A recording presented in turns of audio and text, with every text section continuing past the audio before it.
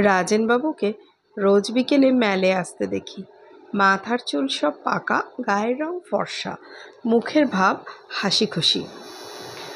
পুরনো নেপালি আর তিব্বতী জিনিস টিনিসের যে দোকানটা আছে সেটাই কিছুক্ষণ কাটিয়ে বাইরে এসে বেঞ্চিতে আধ ঘন্টার মতো বসে সন্ধে হব হব হলে জলাপাহাড়ে বাড়ি ফিরে যান। আমি আবার একদিন ওর পেছন পেছন গিয়ে ওর বাড়িটাও দেখে এসেছি। গেটের কাছাকাছি যখন পৌঁছেছি হঠাৎ আমার দিকে ফিরে জিজ্ঞেস করলেন, কে হে তুমি, পেছু নিয়েছ? আমি বললাম, আমার নাম তপেশ রঞ্জন বোস, তবে এই নাও লজেন্স জুস, বলে পকেট থেকে সত্যি একটা লেমন ড্রপ বার করে আমায় দিলেন। আর দিয়ে বললেন, একদিন সকাল সকাল এসো আমার বাড়িতে, অনেক মুখোশ আছে দেখাবো। সেই রাজেনবাবুর যে এমন বিপদ ঘটতে পারে তা কেউ বিশ্বাস করবে? ফেলুদাকে কথাটা বলতেই সে খ্যাঁক করে উঠল, পাকামো করিস নে, কার কিভাবে বিপদ ঘটবে না ঘটবে সেটা কি মানুষকে দেখলে বোঝা যায়? আমি দস্তুর মতো রেগে গেলাম। বারে, রাজেনবাবু যে ভালো লোক সেটা বুঝি দেখলে বোঝা যায় না? তুমি তো তাকে দেখোইনি, দার্জিলিংয়ে এসে অবধি তো তুমি বাড়ি থেকে বেরোইনি। রাজেনবাবু নেপালি বস্তিতে গিয়ে গরিবদের কত সেবা করেছেন জানো? আচ্ছা বেশ বেশ, এখন বিপদটা কি তাই শুনি। আর তুই কচি খোকা, সে বিপদের কথা তুই জানলি কি করে? কচি খোকা অবশ্যই আমি মোটেই না, কারণ আমার বয়স 13.5 বছর, ফেলুদার বয়স আমার ঠিক ডাবল। সত্যি বলতে কি, ব্যাপারটা আমার জানার কথা নয়। মেলে বেঞ্চিতে বসেছিলাম, আজ রবিবার ব্যান্ড বাজাবে তাই শুনবো বলে। আমার পাশে বসেছিলেন তিনকড়িবাবু, যিনি রাজেনবাবুর ঘর ভাড়া নিয়ে দার্জিলিংয়ে গরমের ছুটি কাটাতে এসেছেন। তিনকড়িবাবু আনন্দবাজার পড়ছিলেন আর আমি কোনো রকমে উকিঝুঁকি মেরে ফুটবলের খবরটা দেখার চেষ্টা করছিলাম। এমন সময় হাঁপাতে হাঁপাতে ফ্যাকাশে মুখ করে রাজেনবাবু এসে ধপ করে তিনকড়িবাবুর পাশে বসে গায়ের চাদরটা দিয়ে কপালের ঘাম মুছতে লাগলেন। তিনকড়িবাবু কাগজ বন্ধ করে বললেন, কি হলো, চড়াই উঠে এলেন নাকি? রাজেনবাবু গলা নামিয়ে বললেন, আরে না মশাই, এক ইনক্রেডিবল ব্যাপার। ইনক্রেডিবল কথাটা আমার জানা ছিল, ফেলুদা ওটা প্রায় ব্যবহার করে, ওর মানে অবিশ্বাস্য। তিনকড়িবাবু বললেন, কি ব্যাপার? এই দেখুন না। রাজেনবাবু পকেট থেকে একটা ভাঁজ করা নীল কাগজ বার করে তিনকড়িবাবুর হাতে দিলেন। বুঝতে পারলাম সেটা একটা চিঠি। আমি অবশ্যই চিঠিটা পড়িনি বা পড়ার চেষ্টাও করিনি, বরঞ্চ আমি উল্টো দিকে মুখ ঘুরিয়ে গুনগুন করে গান গেয়ে এমন ভাব দেখাচ্ছিলাম যেন বুড়োদের ব্যাপারে আমার কোনো ইন্টারেস্টই নেই। কিন্তু চিঠিটা না পড়লেও তিনকড়িবাবুর কথা আমি শুনতে পেয়েছিলাম। সত্যিই ইনক্রেডিবল। আপনার ওপরকার এমন আক্রোশ থাকতে পারে যে আপনাকে এভাবে শাসিয়ে চিঠি লিখবে? হ্যাঁ, রাজেনবাবু বললেন, তাই তো ভাবছি। সত্যি বলতে কি, কোনো দিন কারও অনিষ্ট করেছি বলে তো মনে পড়ে না। তিনকড়িবাবু এবার রাজেনবাবুর দিকে ঝুঁকে ফিসফিস করে বললেন, হাটের মাঝখানে এসব ডিসকাস না করাই ভালো, বাড়ি চলুন। দুই বুড়ো উঠে পড়লেন। ফেলুদা ঘটনাটা শুনে কিছুক্ষণ ভুরু কুঁচকে গুম হয়ে বসে রইল। তারপর বলল, তুই তাহলে বলছিস যে একবার তলিয়ে দেখা চলতে পারে? বারে, তুমি তো রহস্যজনক ঘটনা খুঁজছিলে, বললে অনেক ডিটেকটিভ বই পড়ে তোমারও নাকি ডিটেকটিভ বুদ্ধিটা খুব ধারালো হয়ে উঠেছে। তা তো বটেই। এই ধর, আমি তো আজ মেলে যাইনি, তবু বলে দিতে পারি তুই কোন দিকের বেঞ্চে বসেছিলি। কোন দিক? রাধা রেস্টুরেন্টের ডান পাশের বেঞ্চগুলোর একটাতে। আরে বাস, কী করে বুঝলে? আজ বিকেলে রোদ ছিল, তোর বাঁ গালটা রোদে ঝলসেছে, ডান ধারেরটা ঝলসায়নি। একমাত্র ওই বেঞ্চিগুলোর একটাতে বসলেই পশ্চিমের রোদটা বাগালে পড়ে। ইনক্রেডিবল। যাকে এখন কথা হচ্ছে রাজেন মজুমদারের বাড়িতে একবার যাওয়া দরকার। আর ৭৭ পা, আর যদি না হয়? হবেই ফেলুদা, আমি সেবার গুনেছিলাম। না হলে গাঁটটা তো। হ্যাঁ, কিন্তু বেশি জোরে না, জোরে মারলে মাথার ঘিলু এদিক ওদিক হয়ে যায়। কি আশ্চর্য, ৭৭-এ রাজেনবাবুর বাড়ি পৌঁছালাম না, আরও ২৩ পা গিয়ে তবে ওর গেটের সামনে পড়লাম। ফেলুদা ছোট্ট করে একটা গাঁটটা মেরে বলল, আগের বার ফেরার সময় গুনেছিলি, না আসার সময়? ফেরার সময়। ইডিয়েট, ফেরার সময় তো ঢালে নামতে হয়। তুই নিশ্চয়ই ধাঁই ধাঁই করে বাড়া বাড়া স্টেপস ফেলেছিলি। তা হবে, নিশ্চয়ই তাই। আর তাই স্টেপস সেবার কম হয়েছিল, এবার বেশি হয়েছে। জোয়ান বয়সে ঢালে নামতে মানুষ বড় বড় পা ফেলে, দৌড়ানোর মতো। আর বুড়ো হলে ঢালুর বেলা ব্রেক কষে কষে ছোট ছোট পা ফেলতে হয়, তা না হলে মুখ থুবড়ে পড়ে। কাছাকাছি কোনো বাড়ি থেকে রেডিওতে গান শোনা যাচ্ছে। ফেলুদা এগিয়ে কলিং বেল টিপল। কি বলবে সেটা কি ঠিক করেছো ফেলুদা?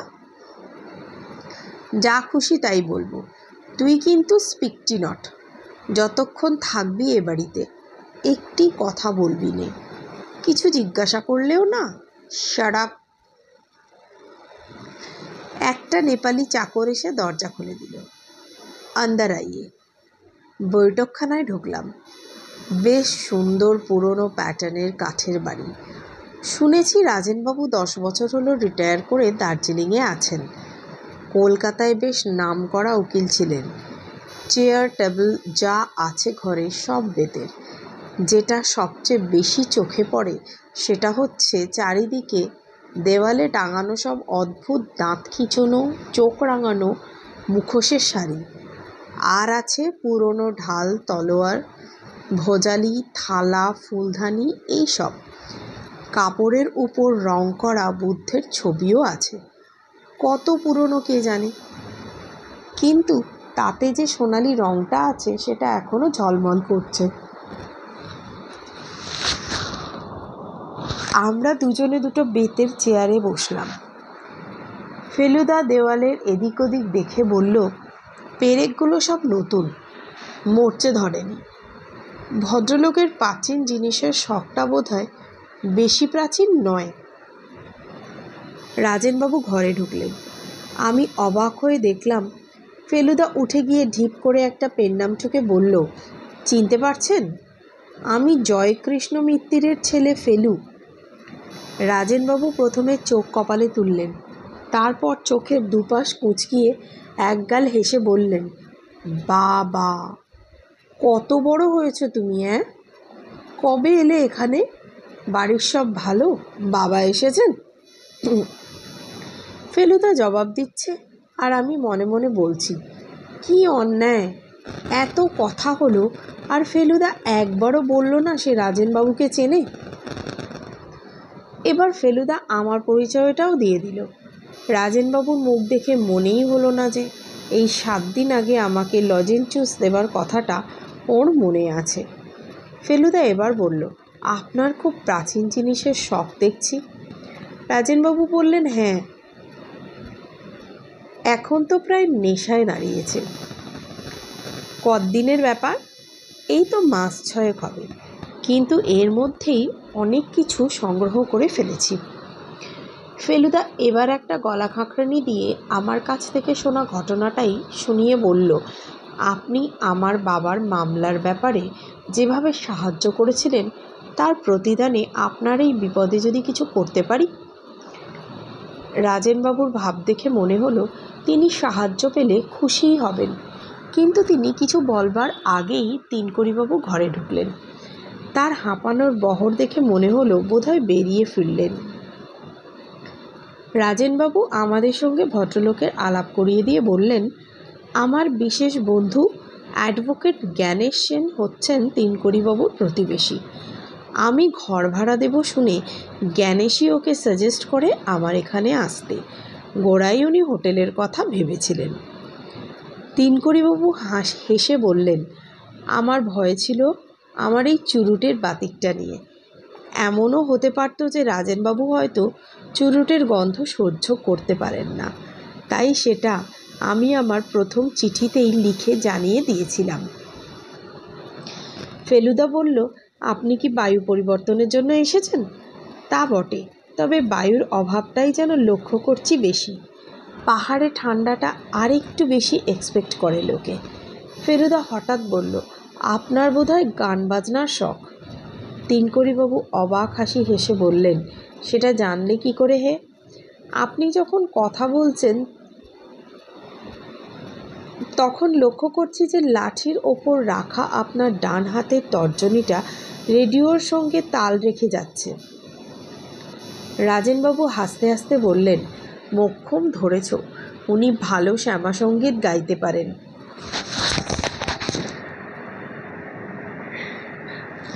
ফেলুদা এবার বলল, চিঠিটা হাতের কাছে আছে? রাজেনবাবু বললেন, হাতের কাছে কেন, একেবারে বুকের কাছে। রাজেনবাবু কোটের বুক পকেট থেকে চিঠিটা বার করে ফেলুদাকে দিলেন। এবার সেটা দেখার সুযোগ পেলাম। হাতে লেখা চিঠি নয়, নানান জায়গা থেকে ছাপা বাংলা কথা কেটে কেটে আঠা দিয়ে জুড়ে চিঠিটা লেখা হয়েছে। যা লেখা হয়েছে তা হলো এই, তোমার অন্যায়ের শাস্তি ভোগ করিতে প্রস্তুত হও। ফেলুদা বলল, এই চিঠি কি ডাকে এসেছে? রাজেনবাবু বললেন, হ্যাঁ, লোকাল ডাক, বলা বাহুল্য। দুঃখের বিষয়ে খামটা ফেলে দিয়েছি। দার্জিলিংয়েরই পোস্টমার্ক ছিল, ঠিকানাটাও ছাপা বাংলা কথা কেটে কেটে লেখা। আপনার নিজের কাউকে সন্দেহ হয়? কি আর বলবো, কোনো দিন কারো প্রতি কোনো অন্যায় বা অবিচার করেছি বলে তো মনে পড়ে না। আপনার বাড়িতে যাতায়াত করেন এমন কয়েকজনের নাম করতে পারেন? খুব সহজ, আমি লোকজনের সঙ্গে মিশি কমই। ডাক্তার ফণি মিত্তির আসেন অসুখ বিসুখ হলে? কেমন লোক বলে মনে হয়? ডাক্তার হিসেবে বোধহয় সাধারণ স্তরের, তবে তাতে আমার এসে যায় না, কারণ আমার ব্যারামও সাধারণ। সর্দি জ্বর ছাড়া আর কিছুই হয়নি দার্জিলিংয়ে এসে অবধি, তাই ভালো ডাক্তারের প্রয়োজন হয় না। চিকিৎসা করে পয়সা নেন, তা নেন বই কি, আর আমারও তো পয়সার অভাব নেই, মিথ্যে অব্লিগেশনে যাই কেন। আর কে আসেন? সম্প্রতি মিস্টার ঘোষাল বলে এক ভদ্রলোক যাতায়াত। এই দেখো, দরজার দিকে ফিরে দেখি একটি ফর্সা মাঝারি হাইটের স্যুট পরা ভদ্রলোক হাসি মুখে ঘরে ঢুকছেন। আমার নাম শুনলাম বলে মনে হলো যেন। রাজেনবাবু বললেন, এইমাত্র আপনার নাম করা হয়েছে। আপনারও আমার মতো পুরনো জিনিসের শখ, সেইটাই এই ছেলেটিকে বলতে যাচ্ছিলুম। আপনার সঙ্গে আলাপ করিয়ে দিই।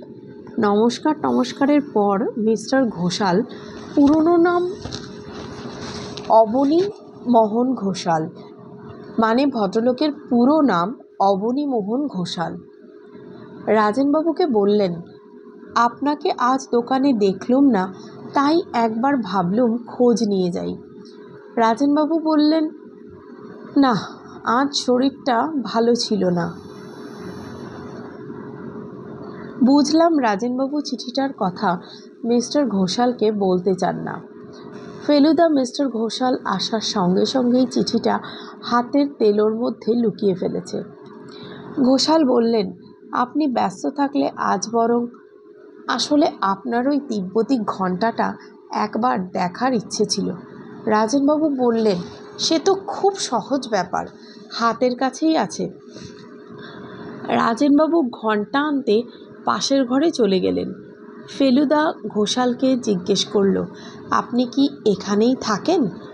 ভদ্রলোক দেওয়াল থেকে একটা ভজালি নামিয়ে সেটা দেখতে দেখতে বললেন, আমি কোনো এক জায়গায় বেশি দিন থাকি না, আমার ব্যবসার জন্য প্রচুর ঘুরতে হয়। আমি কিউরিও সংগ্রহ করি। বাড়ি ফেরার পথে ফেলুদাকে জিজ্ঞেস করে জেনেছিলাম কিউরিও মানে দুষ্প্রাপ্য প্রাচীন জিনিস। রাজেনবাবু ঘণ্টাটা নিয়ে এলেন। দারুণ দেখতে জিনিসটা। নিচের অংশটা রূপোর তৈরি, হাতলটা তামা আর পেতল মেশানো, আর তার উপরে লাল নীল সব পাথর বসানো। অবনীবাবু চোখ টোক কুঁচকে বেশ অনেকক্ষণ ধরে ঘণ্টাটা এদিক ওদিক ঘুরিয়ে ফিরিয়ে দেখলেন। রাজেনবাবু বললেন, কি মনে হয়? সত্যিই দাও মেরেছেন, একেবারে খাঁটি পুরনো জিনিস। আপনি বললে আমার আর কোনো সন্দেহই থাকে না। দোকানদার বলে এটা নাকি একেবারে খোদ লামার প্রাসাদের জিনিস। কিছুই আশ্চর্য না। আপনি বোধহয় এটা হাতছাড়া করতে রাজি নন, মানে ভালো দাম পেলেও। রাজেনবাবু মিষ্টি করে হেসে ঘাড় নাড়তে নাড়তে বললেন, ব্যাপারটা কি জানেন? শখের জিনিস, ভালোবেসে কিনেছি, সেটাকে বেচে লাভ করব, এমনকি কেনা দরেও বেচব, এই ইচ্ছে আমার নেই। অবনীবাবু ঘণ্টাটা ফিরিয়ে দিয়ে বললেন, আজ আসি, কাল আশা করি বেরোতে পারবেন একবার। রাজেনবাবু বললেন, ইচ্ছে তো আছে। অবনীবাবু বেরিয়ে যাওয়ার পর ফেলুদা রাজেনবাবুকে বলল, কটা দিন একটু না বেরিয়ে টেরিয়ে সাবধানে থাকা উচিত নয় কি? সেটাই বোধহয় ঠিক, কিন্তু মুশকিল কি জানো, সেই চিঠির ব্যাপারটা এতই অবিশ্বাস্য যে এটাকে ঠিক যেন সিরিয়াসলি নিতেই পারছি না। মনে হচ্ছে এটা যেন একটা ঠাট্টা, যাকে বলে প্র্যাকটিক্যাল জোক। যতদিন না সেটা সম্বন্ধে ডেফিনিট হওয়া যাচ্ছে ততদিন বাড়িতেই থাকুন না। আপনার নেপালি চাকরটা কদিনের? একেবারে গোড়া থেকেই আছে, কমপ্লিটলি রিলায়েবল। ফেলুদা এবার তিনকড়িবাবুর দিকে ফিরে বলল, আপনি কি বেশিরভাগ সময় বাড়িতেই থাকেন? সকাল বিকেল ঘণ্টাখানেক একটু এদিক ওদিক ঘুরে আসি আর কি। কিন্তু বিপদ যদি ঘটেই, আমি বুড়ো মানুষ, খুব বেশি কিছু করতে পারি কি? আমার বয়স হলো 64, রাজেনবাবুর চেয়ে 1 বছর কম। রাজেনবাবু বললেন, উনি চেঞ্জে এসেছেন, ওকে আর বাড়িতে বন্দি করে রাখার ফন্দি করছো কেন তোমরা? আমি থাকবো, আমার চাকর থাকবে, এই যথেষ্ট। তোমরা চাও তো দুবেলা খোঁজ খবর নিয়ে যেও এখন। বেশ, তাই হবে। ফেলুদার দেখা দেখি আমিও উঠে পড়লাম। আমরা যেখানে বসেছিলাম তার উল্টো দিকেই একটা ফায়ারপ্লেস, ফায়ারপ্লেসের উপরেই একটা তাক, আর সেই তাকের উপর 3টে ফ্রেমে বাঁধানো ছবি। ফেলুদা ছবিগুলোর দিকে এগিয়ে গেল। প্রথম ছবিটা দেখিয়ে রাজেনবাবু বললেন, ইনি আমার স্ত্রী, বিয়ের 4 বছর পরেই মারা গিয়েছিলেন। দ্বিতীয় ছবি একজন আমার বয়সী ছেলের, গায়ে ভেলভেটের কোট। ফেলুদা জিজ্ঞেস করল, এটিকে? রাজেনবাবু হো হো করে হেসে বললেন, সময়ের প্রভাবে মানুষের চেহারার কি বিচিত্র পরিবর্তন ঘটতে পারে, সেইটে বোঝানোর জন্য এই ছবি। উনি হচ্ছেন আমারই বাল্য সংস্করণ।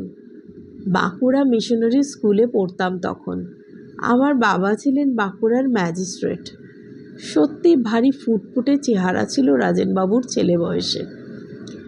অবশ্যই ছবি দেখে ভুলো না, দুরন্ত বলে ভারী বদনাম ছিল আমার। শুধু যে মাস্টারদের জ্বালিয়েছি তা নয়, ছাত্রদেরও। একবার স্পোর্টসের দিন 100 ইয়ার্সে আমাদের বেস্ট রানারকে কাত করে দিয়েছিলাম ল্যাং মেরে। তৃতীয় ছবিটা ফেলুদার বয়সী একজন ছেলের। রাজেনবাবু বললেন, সেটা তার একমাত্র ছেলে প্রবীরের। উনি এখন কোথায়? রাজেনবাবু গলা খাঁকড়িয়ে বললেন, জানি না ঠিক, বহুকাল দেশ ছাড়া, প্রায় 16 ইয়ার্স। আপনার সঙ্গে চিঠি লেখালেখি নেই? না। ফেলুদা দরজার দিকে এগোতে এগোতে বলল, ভারী ইন্টারেস্টিং কেস। আমি মনে মনে বললাম, ফেলুদা একেবারে বইয়ের ডিটেকটিভের মতো কথা বলছে। বাইরেটা ছমছমে অন্ধকার হয়ে এসেছে।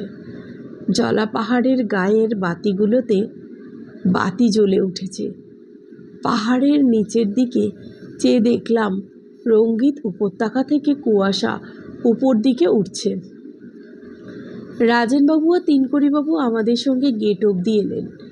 রাজেনবাবু গলা নামিয়ে ফেলুদাকে বললেন, তুমি ছেলে মানুষ, তাও তোমাকে বলছি, একটু যে নার্ভাস বোধ করছি না তা নয়। এমন শান্তিপূর্ণ পরিবেশে এ ঠিক যেন বিনা মেঘে বজ্রপাত। ফেলুদা বেশ জোরের সঙ্গেই বলল, আপনি কিছু ভাববেন না, আমি এর সমাধান করবই। আপনি নিশ্চিন্তে বিশ্রাম করুন গিয়ে। রাজেনবাবু good night and thank you বলে চলে গেলেন। এবার তিনকড়িবাবু ফেলুদাকে বললেন, তোমাকে তুমি করেই বলছি। তোমার অবজারভেশনের ক্ষমতা দেখে আমি সত্যি ইমপ্রেসড হয়েছি। ডিটেকটিভ গল্প আমিও অনেক পড়েছি। এই চিঠিটার ব্যাপারে আমি হয়তো তোমাকে কিছুটা সাহায্যও করতে পারি। তাই নাকি? এই যে টুকরো টুকরো ছাপা কথা কেটে চিঠিটা লেখা হয়েছে, এর থেকে কি বুঝলে বলো তো? ফেলুদা কয়েক সেকেন্ড ভেবে বলল, 1 নম্বর, কথাগুলো কাটা হয়েছে খুব সম্ভব ব্লেড দিয়ে, কাঁচি দিয়ে নয়। Very good. 2 নম্বর, কথাগুলো নানা রকম বই থেকে নেওয়া হয়েছে, কারণ হরফ ও কাগজে তফাৎ রয়েছে। Very good. সেই সব বই সম্বন্ধে কোনো আইডিয়া করেছ? চিঠির 2টো শব্দ শাস্তি আর প্রস্তুত মনে হচ্ছে খবরের কাগজ থেকে কাটা। আনন্দবাজার, তাই বুঝি? ইয়েস, ওই টাইপটা আনন্দবাজারেই ব্যবহার হয়, অন্য বাংলা কাগজে নয়। আর অন্য কথাগুলো কোনোটাই পুরনো বই থেকে নেওয়া হয়নি, কারণ যে হরফে ওগুলো ছাপা সেটা হয়েছে মাত্র 15-20 বছর, আর যে আঠা দিয়ে আটকানো হয়েছে সেটা সম্বন্ধে কোনো ধারণা করেছ? গন্ধটা গ্রিপেক্স আঠার মতো। চমৎকার ধরেছ, কিন্তু আপনিও তো ধরার ব্যাপারে কম জান না দেখছি। তিনকড়িবাবু হেসে বললেন, কিন্তু তোমার বয়সে আমি ডিটেকটিভ কথাটার মানে জানতুম কিনা সন্দেহ। বাড়ি ফেরার পথে ফেলুদা বলল, রাজেনবাবুর মিস্ট্রি সলভ করতে পারবো কিনা জানি না, কিন্তু সেই সূত্রে তিনকড়িবাবুর সঙ্গে আলাপটা বেশ ফাউ পাওয়া গেল। আমি বললাম, তাহলে উনিই ব্যাপারটা তদন্ত করুন না, তুমি আর মিথ্যে মাথা ঘামাচ্ছ কেন? আহা, বাংলা হরফের ব্যাপারটা জানা আছে বলে কি সবই জানবেন নাকি? ফেলুদার কথাটা শুনে ভালোই লাগলো। ওর মতো বুদ্ধি আশা করি তিনকড়িবাবুর নেই। মাঝে মাঝে ফোড়ন দিলে আপত্তি নেই, কিন্তু আসল কাজটা যেন ফেলুদাই করে। কাকে অপরাধী বলে মনে হচ্ছে ফেলুদা? কথাটার মাঝখানেই ফেলুদা থেমে গেল। তার দৃষ্টি দেখলাম একজন লোককে ফলো করে পিছন দিকে ঘুরছে। লোকটাকে দেখলি? কই না তো, মুখ দেখিনি তো। ল্যাম্পের আলোটা পড়ল আর ঠিক মনে হলো। ফেলুদা আবার থেমে গেল। কি মনে হলো ফেলুদা? না, বোধহয় চোখের ভুল। পা চালিয়ে খিদে পেয়েছে। ফেলুদা হলো আমার মাসতুতো দাদা। ও আর আমি আমার বাবার সঙ্গে দার্জিলিংয়ে বেড়াতে এসে শহরের নিচের দিকে স্যানাটোরিয়ামে উঠেছি। স্যানাটোরিয়াম ভর্তি বাঙালি। বাবা তাদেরই মধ্য থেকে সমবয়সী বন্ধু জুটিয়ে নিয়ে তাস টাস খেলে গল্প টল্প করে সময় কাটাচ্ছেন। আমি আর ফেলুদা কোথায় যাই, কি করি তা নিয়ে বিশেষ মাথা ঘামান না। আজ সকালে আমার ঘুম থেকে উঠতে একটু দেরি হয়েছে। উঠে দেখি বাবা রয়েছেন, কিন্তু ফেলুদার বিছানা খালি। কি ব্যাপার? বাবাকে জিজ্ঞেস করতে বললেন ও এসে অবধি কাঞ্চনজঙ্ঘা দেখেনি। আজ দিনটা পরিষ্কার দেখে বোধহয় আগে ভাগে বেরিয়েছে। আমি কিন্তু মনে মনে আন্দাজ করছিলুম যে ফেলুদা তদন্তের কাজ শুরু করে দিয়েছে, আর সেই কাজেই বেরিয়েছে। কথাটা ভেবে ভারী রাগ হলো। আমাকে বাদ দিয়ে কিছু করার কথা তো ফেলুদার নয়। যাই হোক, আমিও মুখটুক ধুয়ে চাটা খেয়ে বেরিয়ে পড়লাম। লেডেনলা রোডে ট্যাক্সি স্ট্যান্ডটার কাছাকাছি এসে ফেলুদার সঙ্গে দেখা হয়ে গেল। আমি বললাম, বারে, তুমি আমায় ফেলে বেরিয়েছো কেন? শরীরটা ম্যাচ ম্যাচ করছিল, তাই ডাক্তার দেখাতে গেছিলাম।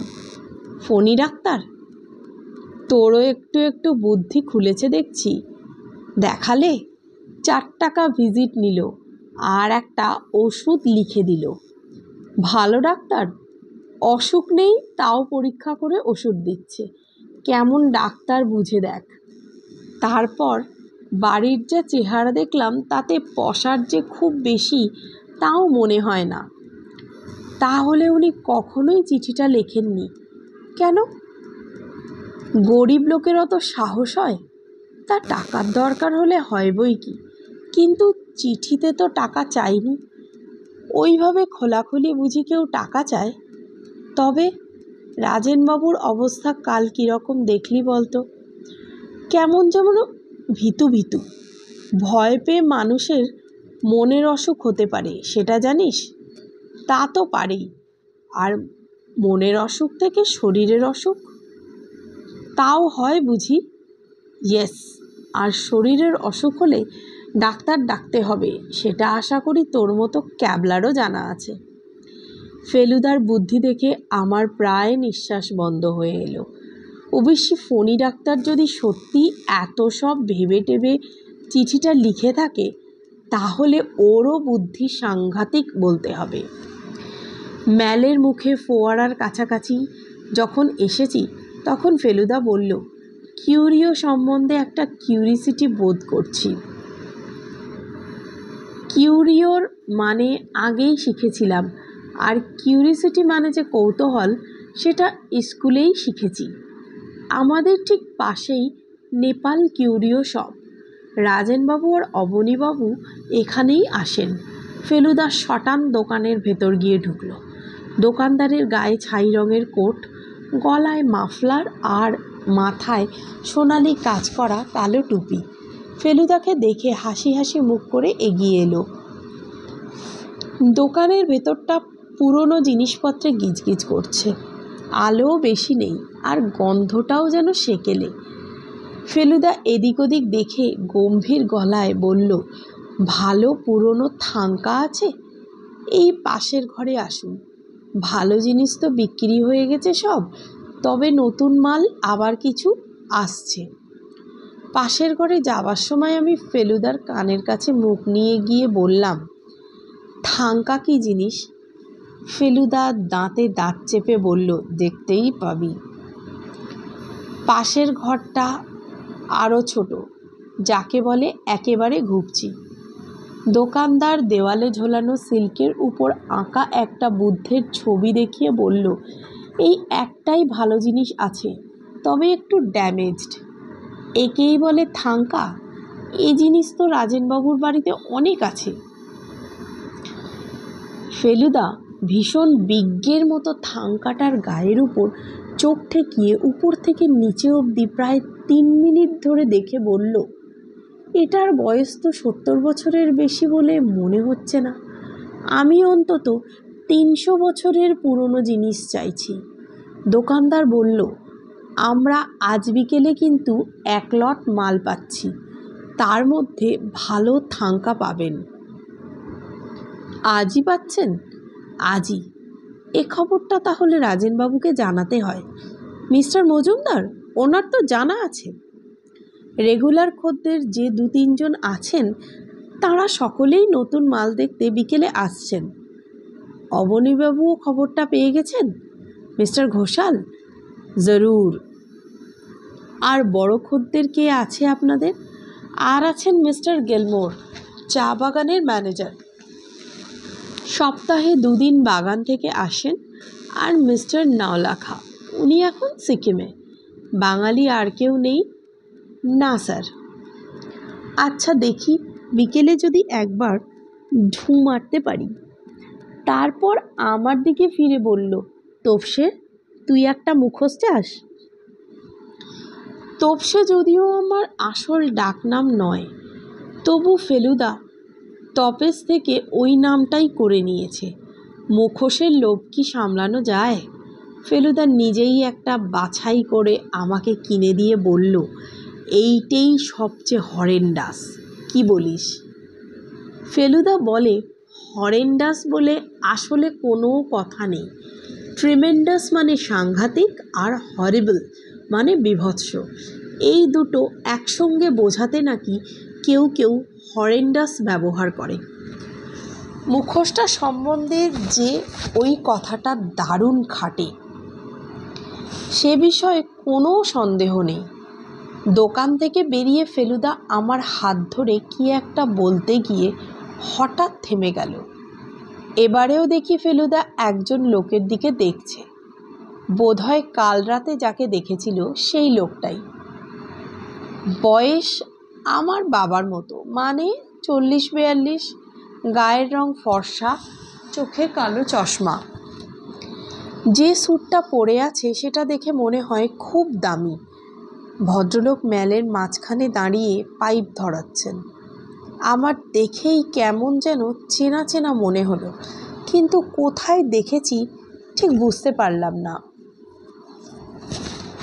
ফেলুদা সোজা লোকটার দিকে এগিয়ে গিয়ে তার পাশে দাঁড়িয়ে ভীষণ সাহেবী কায়দার উচ্চারণে বলল, এক্সকিউজ মি, আপনি মিস্টার চ্যাটার্জি? ভদ্রলোক একটু গম্ভীর গলায় পাইপ কামড়ে বলল, no, I am not. Feluda খুবই অবাক হবার ভান করে বলল, স্ট্রেঞ্জ, আপনি সেন্ট্রাল হোটেলে উঠেছেন না?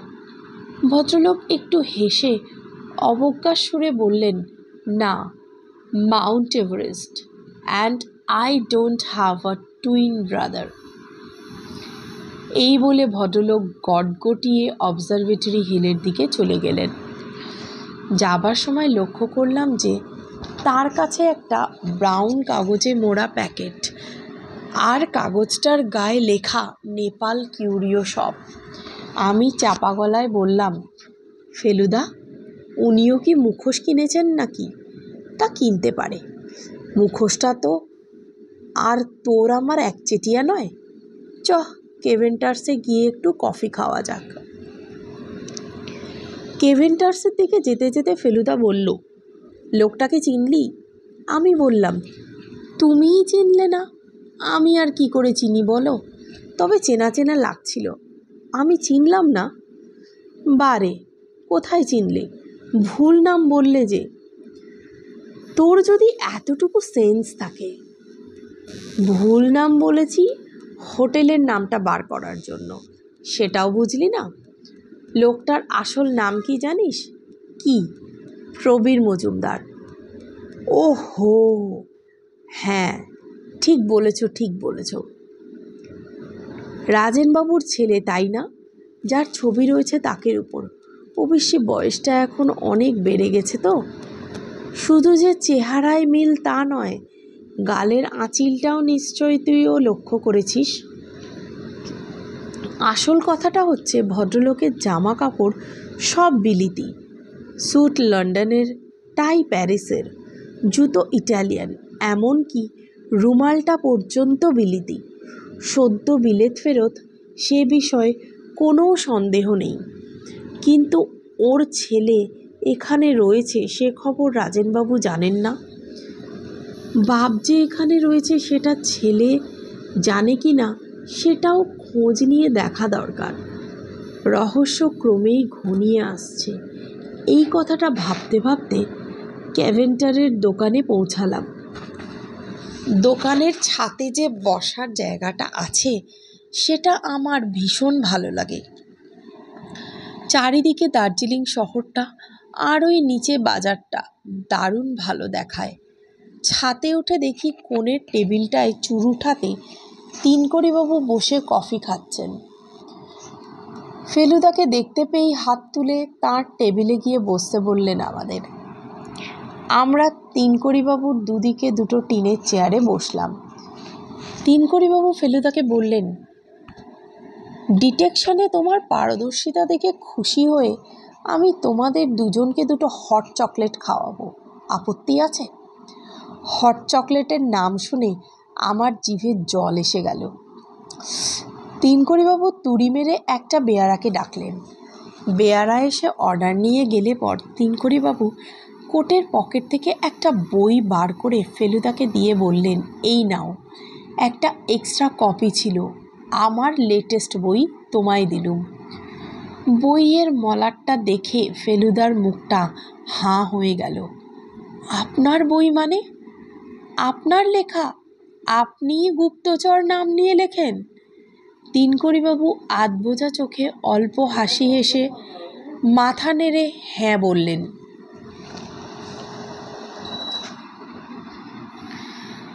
ফেলুদার অবাক ভাব আরও যেন বেড়ে গেল।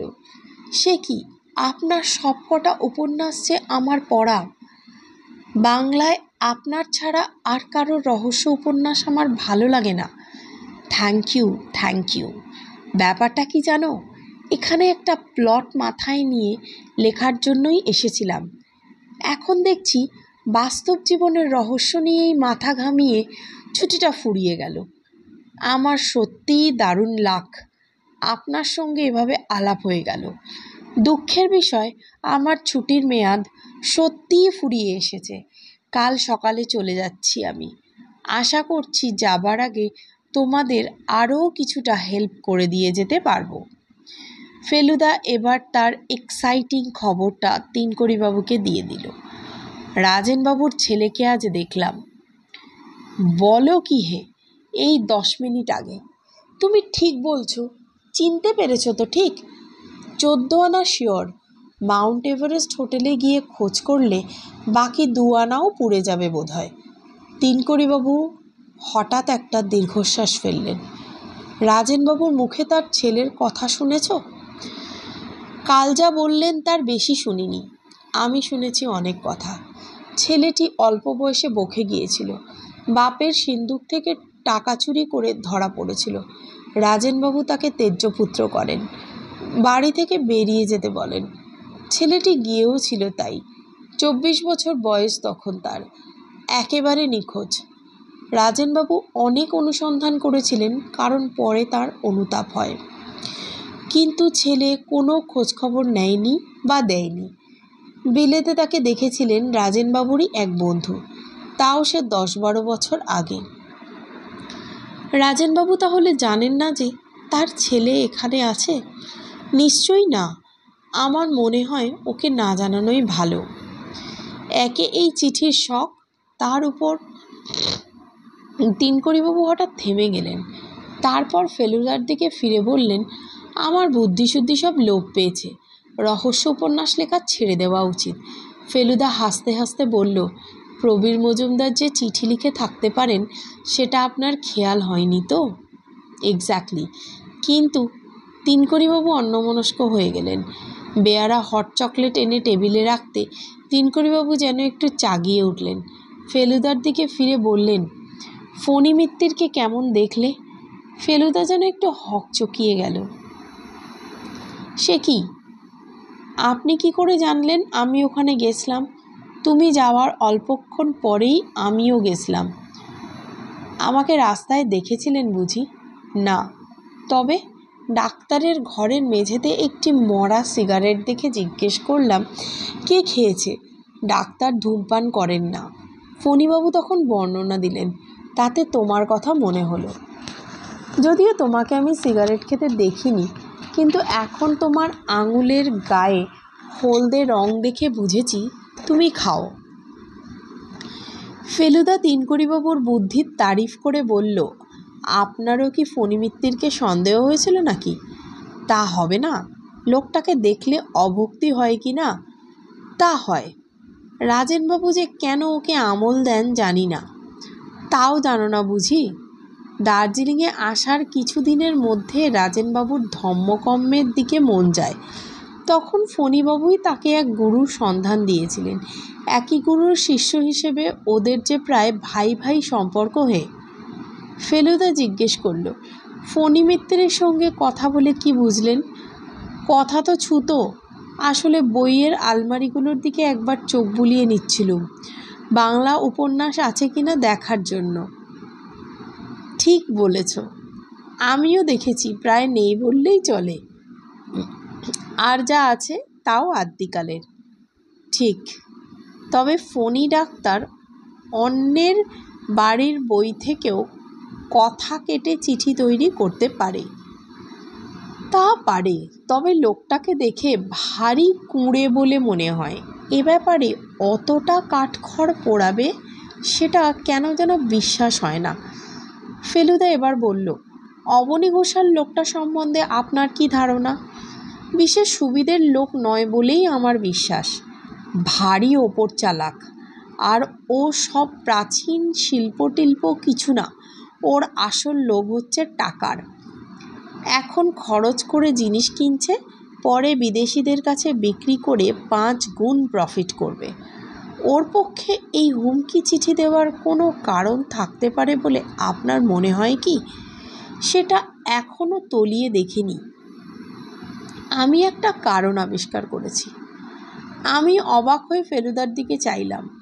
ওর চোখ দুটো জ্বলজ্বল করছে। তিনকড়িবাবু বললেন, কি কারণ? ফেলুদা গলাটা নামিয়ে নিয়ে বলল, যে দোকান থেকে ওরা জিনিস কেনেন সেখানে কিছু ভালো নতুন মাল আজ বিকেলে আসছে। এবার তিনকড়িবাবুর চোখও জ্বলজ্বল করে উঠল। বুঝেছি, হুমকি চিঠি পেয়ে রাজেন মজুমদার ঘরে বন্দি হয়ে রইলেন, আর সেই ফাঁকতালে অবনী ঘোষাল দোকানে গিয়ে সব লুটেপুটে নিলেন। এক্স্যাক্টলি। তিনকড়িবাবু চকলেটের পয়সা দিয়ে উঠে পড়লেন। আমরা দুজনেও উঠলাম। উৎসাহে আর উত্তেজনায় আমার বুকটা ঢিপ ঢিপ করছিল। অবনী ঘোষাল, প্রবীর মজুমদার আর ফণী মিত্তির, তিনজনকেই তাহলে সন্দেহ করার কারণ আছে। 15 মিনিটের মধ্যেই মাউন্ট এভারেস্ট হোটেলে গিয়ে ফেলুদা সেই খবরটা জেনে নিল। প্রবীর মজুমদার বলে একজন ভদ্রলোক সেই হোটেলের 16 নম্বর ঘরে 5 দিন হলো এসে রয়েছেন। বিকেলের দিকে রাজেনবাবুর বাড়িতে যাবার কথা ফেলুদা বলেছিল, কিন্তু দুপুর থেকে মেঘলা করে 4টে নাগাদ তেড়ে বৃষ্টি নামল। আকাশের চেহারা দেখে মনে হলো বৃষ্টি সহজে থামবে না। ফেলুদা সারাটা সন্ধে খাতা পেন্সিল নিয়ে কী সব যেন হিসেব করলো। আমার ভীষণ জানতে ইচ্ছে করছিল কি লিখছে, কিন্তু জিজ্ঞেস করতে সাহস হলো না। শেষটায় আমি তিনকড়িবাবুর বইটা নিয়ে পড়তে আরম্ভ করলাম। দারুণ থ্রিলিং গল্প। পড়তে পড়তে রাজেনবাবুর চিঠির ব্যাপারটা মন থেকে প্রায় মুছেই গেল। 8টা নাগাদ বৃষ্টি থামল, কিন্তু তখন এত শীত যে বাবা আমাদের বেরোতে দিলেন না। পরদিন ভোরবেলা ফেলুদার ধাক্কার চোটে ঘুম ভাঙল। ওঠ ওঠ, এই তো সে, ওঠ। আমি ধর্মড়িয়ে উঠে পড়লাম। ফেলুদা কানের কাছে মুখ এনে দাঁতে দাঁত চেপে এক নিঃশ্বাসে বলে গেল, রাজেনবাবুর নেপালি চাকরটা এসেছিল, বলল বাবু এক্ষুনি যেতে বলেছেন, বিশেষ দরকার। তুই যদি যেতে চাস তো। সে আর বলতে। 15 মিনিটের মধ্যে তৈরি হয়ে রাজেনবাবুর বাড়িতে পৌঁছে দেখি তিনি ফ্যাকাশে মুখ করে খাটে শুয়ে আছেন। ফণী ডাক্তার তার নাড়ি টিপে খাটের পাশটায় বসে, আর তিনকড়িবাবু এই শীতের মধ্যেও একটা হাত পাখা নিয়ে মাথার পিছনটায় দাঁড়িয়ে হাওয়া করছেন। ফণীবাবুর নাড়ি দেখা হলে পর রাজেনবাবু যেন বেশ কষ্ট করেই জোরে শ্বাস নিতে নিতে বললেন, কাল রাত্রে 12টার কিছু পরে ঘুমটা ভাঙতে বিদ্যুতের আলোয় আমার মুখের ঠিক সামনে I saw a masked face. Masked face? মুখোশ পরা মুখ। রাজেনবাবু দম নিলেন। ফণী মিত্তের দেখলাম একটা প্রেসক্রিপশন লিখছেন। রাজেনবাবু বললেন, দেখে মনে হলো যে চিৎকারও বেরোলো না গলা দিয়ে। রাতটা যে কীভাবে কেটেছে তা বলতে পারি না। ফেলুদা বলল, আপনার জিনিসপত্র কিছু চুরি যায়নি তো? রাজেনবাবু বললেন, না, তবে আমার বিশ্বাস আমার বালিশের তলা থেকে আমার চাবির গোছাটা নিতেই সে আমার উপর ঝুঁকেছিল। ঘুম ভেঙে যাওয়াতে জানালা দিয়ে লাফিয়ে, ওহ হরিবল। ফণী ডাক্তার বললেন, আপনি উত্তেজিত হবেন না, আপনাকে একটা ঘুমের ওষুধ দিচ্ছি। আপনার কমপ্লিট রেস্টের দরকার। ফণীবাবু উঠে পড়লেন। ফেলুদা হঠাৎ বলল, ফণীবাবু, কাল রাত্রে রুগী দেখতে গেছিলেন বুঝি? কোটের পিছনে কাদার ছিটে লাগলো কি করে? ফণীবাবু তেমন কিছু না ঘাবড়িয়ে বললেন, ডাক্তারের লাইফ তো জানেনি, আর্তের সেবায় যখন জীবনটাই উৎসর্গ করেছি তখন ডাক যখনই আসুক না কেন বেরোতেই হবে, সে ঝড়ই হোক আর বৃষ্টিই হোক আর বরফই পড়ুক। ফণীবাবু তাঁর পাওনা টাকা নিয়ে চলে গেলেন। রাজেনবাবু এবার সোজা হয়ে উঠে বসে বললেন, তোমরা আসাতে অনেকটা সুস্থ বোধ করছি। বেশ খানিকটা ঘাবড়ে গেছিলুম জানো। এখন বোধহয় বৈঠকখানায় গিয়ে একটু বসা চলতে পারে। ফেলুদা আর তিনকড়িবাবু হাত ধরাধরি করে রাজেনবাবুকে বৈঠকখানায় এনে বসালেন। তিনকড়িবাবু বললেন, স্টেশনে নেমে ফোন করেছিলুম, যদি যাওয়াটা দুদিন পেছনো যায়। রহস্যের সমাধান না করে যেতে মন চাইছে না, কিন্তু ওরা বললে এ টিকিট ক্যান্সেল করলে 10 দিনের আগে বুকিং পাওয়া যাবে না। এটা শুনে আমার ভালোই লাগলো। আমি চেয়েছিলাম ফেলুদা একাই ডিটেকটিভের কাজটা করুক। তিনকড়িবাবু যেন ফেলুদার অনেকটা কাজ আগেই করে দিচ্ছিলেন। রাজেনবাবু বললেন, আমার চাকরটার পাহারা দেবার কথা ছিল, কিন্তু আমি নিজেই কাল 10টার সময় তাকে ছুটি দিয়ে দিয়েছি। ওর বাড়িতে খুব অসুখ, বুড়ো বাপ আছে, তার এখন তখন অবস্থা। ফেলুদা বলল, মাস্কটা কেমন ছিল মনে আছে? রাজেনবাবু বললেন, খুবই সাধারণ নেপালি মুখোশ। দার্জিলিং শহরেই অন্তত আরও 300-400 খোঁজ করলে পাওয়া যাবে। আমার এই ঘরেই তো আরও 5খানা রয়েছে, ওই যে দেখো না। রাজেনবাবু যে মুখোশটার দিকে আঙুল দেখালেন, ঠিক সেই জিনিসটারই কাল ফেলুদা আমার জন্য কিনে দিয়েছে। তিনকড়িবাবু এতক্ষণ বেশি কথা বলেননি। এবার বললেন, আমার মতে এবার বোধহয় পুলিশে একটা খবর দেওয়া উচিত। একটা প্রোটেকশনেরও তো দরকার আছে। কাল যা ঘটেছে তারপরে তো আর ব্যাপারটাকে ঠাট্টা বলে মেনে নেওয়া চলে না। ফেলুবাবু, তুমি তোমার নিজের ইচ্ছে মতো তদন্ত চালিয়ে যেতে পারো, তাতে তোমায় কেউ বাধা দেবে না, কিন্তু আমি সব দিক বিবেচনা করে বলছি এবার পুলিশের সাহায্য নেওয়া দরকার। আমি বরং যাই, গিয়ে একটা ডায়েরি করে আসি। প্রাণের ভয় আছে বলে মনে হয় না, তবে রাজেনবাবু আপনার ঘণ্টাটা একটু সাবধানে রাখবেন। আমরা যখন উঠছি তখন ফেলুদা রাজেনবাবুকে বলল, তিনকড়িবাবু তো চলে যাচ্ছেন, তার মানে আপনার একটি ঘর খালি হয়ে যাচ্ছে। আমরা যদি আজ রাতটা ও ঘরে এসে থাকি তাহলে আপনার কোনো আপত্তি আছে কি? রাজেনবাবু বললেন, মোটেই না, আপত্তি কি? তুমি তো হলে আমার প্রায় আত্মীয়ের মতো। আর সত্যি বলতে কি, যত বুড়ো হচ্ছি তত যেন সাহসটা কমে আসছে। ছেলে বয়সে দুরন্ত হলে নাকি বুড়ো বয়সে মানুষ ম্যাদা মেরে যায়। তিনকড়িবাবুকে ফেলুদা বলল, স্টেশনে ওকে সি অফ করতে যাবে। ফেরার পথে যখন নেপাল কিউরিও শপের পাশ দিয়ে যাচ্ছি তখন আমাদের দুজনেরই চোখ গেল দোকানের ভেতর। দেখলাম দুজন ভদ্রলোক দোকানের ভিতর জিনিসপত্র দেখছে আর পরস্পরের সঙ্গে কথা বলছে। দেখে মনে হয় দুজনের অনেক দিনের আলাপ। একজন অবনী ঘোষাল, আরেকজন প্রবীর মজুমদার।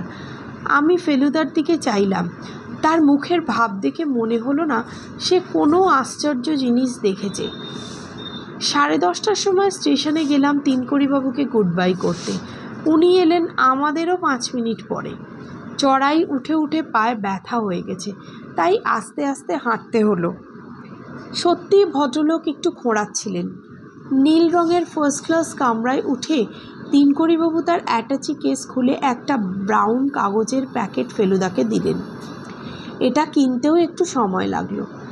রাজেনবাবু তো আর কিউরিও দোকানে যেতে পারলেন না, অথচ কাল সত্যিই অনেক ভালো জিনিস এসেছে। তার থেকে একটি সামান্য জিনিস বাছাই করে ওর জন্য এনেছি। তোমরা আমার নাম করে শুভেচ্ছা জানিয়ে ওকে দিয়ে দিও। ফেলুদা প্যাকেটটা নিয়ে বলল, আপনার ঠিকানা দিয়ে গেলেন না? মিস্ট্রিটা সলভ করে আপনাকে জানিয়ে দেব ভেবেছিলাম যে। তিনকড়িবাবু বললেন, আমার প্রকাশকের ঠিকানাটা আমার বইতেই পাবে, তার কেয়ারে লিখলেই চিঠি আমার কাছে পৌঁছে যাবে। Good luck. ট্রেন ছেড়ে দিল। ফেলুদা আমাকে বলল, লোকটা বিদেশে জন্মালে দারুণ নাম আর পয়সা করত। পরপর এতগুলো ভালো রহস্য উপন্যাস খুব কম লোকেই লিখেছে। সারা দিন ধরে ফেলুদা রাজেনবাবুর ব্যাপারটা নিয়ে নানান জায়গায় ঘোরাফেরা করলো। আমি অনেক করে বলাতেও আমাকে সঙ্গে নিল না। সন্ধেবেলা যখন রাজেনবাবুর বাড়ি যাচ্ছি তখন ফেলুদাকে বললাম, কোথায় কোথায় গেলে সেইটা অন্তত বলবে তো। ফেলুদা বলল, দুবার মাউন্ট এভারেস্ট হোটেল, একবার ফণি মিত্রের বাড়ি, একবার নেপাল কিউরিও শপ, একবার লাইব্রেরি, আর এছাড়াও আরও কয়েকটা জায়গা। ও, আর কিছু জানতে চাস? অপরাধীকে বুঝতে পেরেছ? এখনও বলার সময় আসেনি। কাউকে সন্দেহ করেছ? ভালো ডিটেকটিভ হলে প্রত্যেককেই সন্দেহ করতে হয়। প্রত্যেককে মানে, এই ধর তুই, আমি, যার কাছে এই মুখোশ আছে সেই সন্দেহের পাত্র। সে যে লোকই হোক, তাহলে তুমিই বা বাদ যাবে কেন? বেশি বাজে বকিসনি। বারে, তুমি যে রাজেনবাবুকে আগে চিনতে সে কথা তো গোড়ায় বলনি। তার মানে সত্য গোপন করেছ। আর আমার মুখস্থ ইচ্ছে করলে তুমিও ব্যবহার করতে পারো, হাতের কাছেই থাকে। Shut up, shut up. রাজেনবাবুকে এবেলা দেখে তবু অনেকটা ভালো লাগলো। কেমন আছেন জিজ্ঞেস করতে বললেন। দুপুরের দিকটা বেশ ভালো বোধ করছিলাম। যত সন্ধে হয়ে আসছে ততই যেন কেমন অস্বস্তি লাগছে। ফেলুদা তিনকড়িবাবুর দেওয়া প্যাকেটটা রাজেনবাবুকে দিল। সেটা খুলে তার থেকে একটা চমৎকার বুদ্ধের মাথা বের হলো। সেটা দেখে রাজেনবাবুর চোখ ছলছল করে এলো। ধরা গলায় বললেন, খাসা জিনিস, খাসা জিনিস। ফেলুদা বলল, পুলিশ থেকে লোক এসেছিল? আর বলো না, এসে 32 রকম জেরা করলে। কদ্দূর কি হদিশ পাবে জানি না, তবে আজ থেকে বাড়িটা ওয়াচ করার জন্য লোক থাকবে, সেই যা নিশ্চিন্তি। সত্যি বলতে কি, তোমরা হয়তো না এলেও চলতো। ফেলুদা বলল, স্যানাটোরিয়ামে বড্ড গোলমাল, এখানে হয়তো চুপচাপ আপনার কেসটা নিয়ে একটু ভাবতে পারবো। রাজেনবাবু হেসে বললেন, আর তাছাড়া আমার চাকরটা খুব ভালো রান্না করে। আজ মুরগির মাংস রাঁধতে বলেছি। স্যানাটোরিয়ামে অমনটি খেতে পাবে না। রাজেনবাবু আমাদের ঘরটা দেখিয়ে দিয়ে নিজের ঘরে চলে গেলেন। ফেলুদা শটান খাটের উপর শুয়ে পড়ে একটা সিগারেট ধরিয়ে কড়িকাঠের দিকে তাক করে পরপর 5টা ধোঁয়ার রিং ছাড়ল।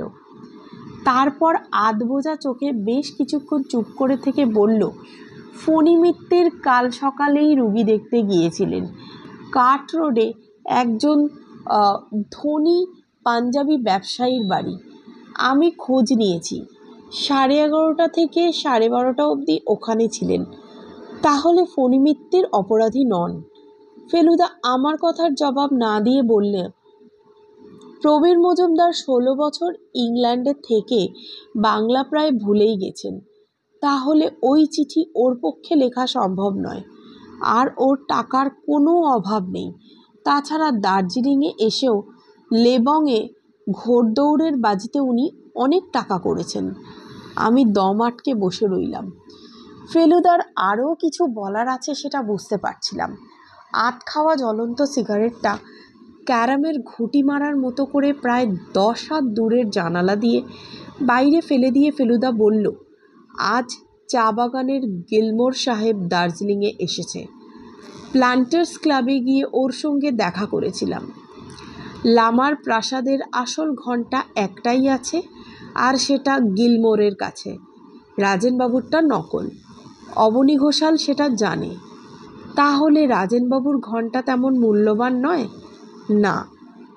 আর অবনী ঘোষাল কাল রাত্রে একটা পার্টিতে প্রবীর মজুমদারের সঙ্গে রাত 9টা থেকে ভোর 3টে অবধি মাতলামি করেছে।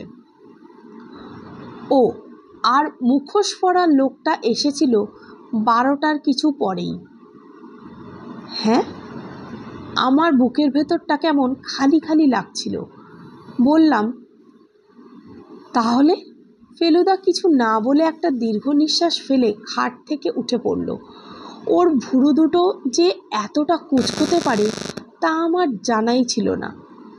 কয়েক সেকেন্ড চুপ করে দাঁড়িয়ে থেকে কি যেন ভেবে ফেলুদা বৈঠকখানার দিকে চলে গেল। যাবার সময় বলল, একটু একা থাকতে চাই, ডিস্টার্ব করিস না।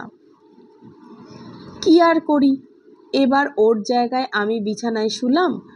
সন্ধে হয়ে আসছে, ঘরের বাতিটা আর জ্বালতে ইচ্ছে করলো না।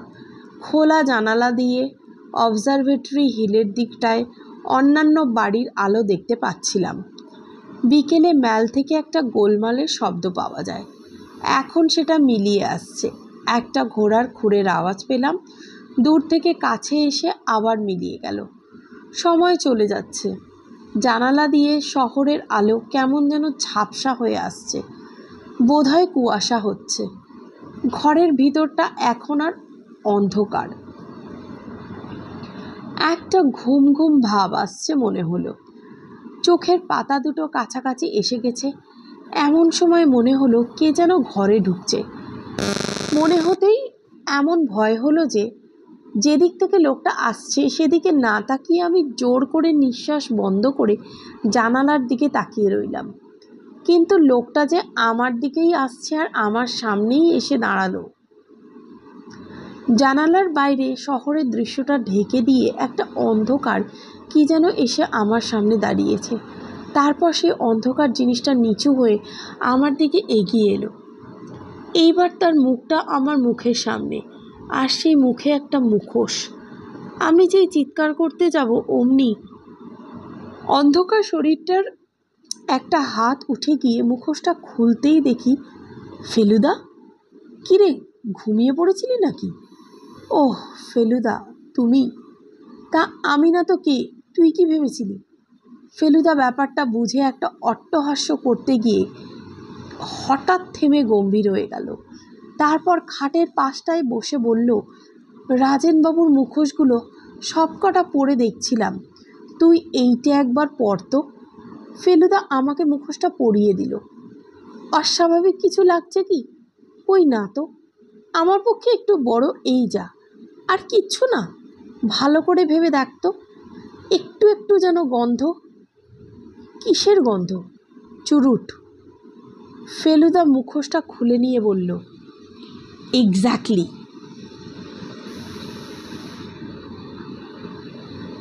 আমার বুকের ভেতরটা আবার ঢিপ ঢিপ করছিল। মুখ দিয়ে বেরিয়ে এলো, রাজেনবাবু?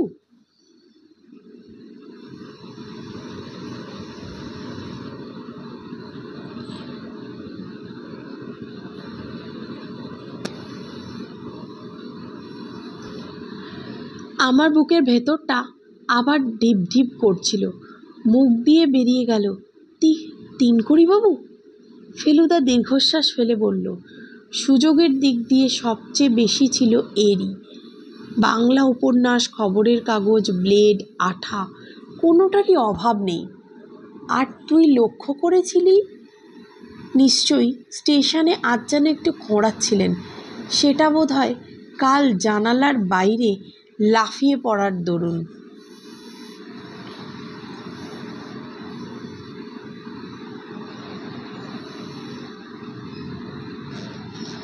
কিন্তু